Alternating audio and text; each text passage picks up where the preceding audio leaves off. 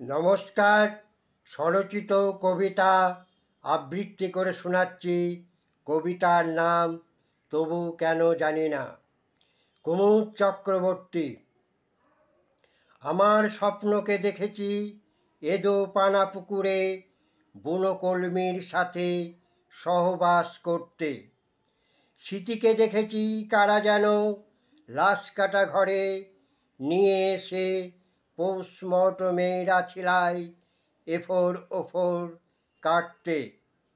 ফিনকি দিয়ে বেদনার শীতল রক্ত ঝরে পড়তে।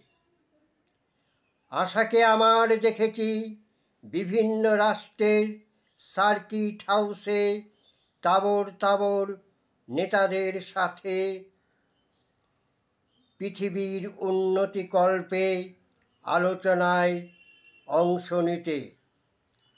জীবনকে দেখেছি তবু কেন জানি না মাংসের দোকানে ব্যর্থ পাঁঠা হয়ে ঝুলতে, আর ক্রেতাদের লোলুপ দৃষ্টিতে রসনায় তৃপ্তি দিতে কেজি দরে বিকোতে।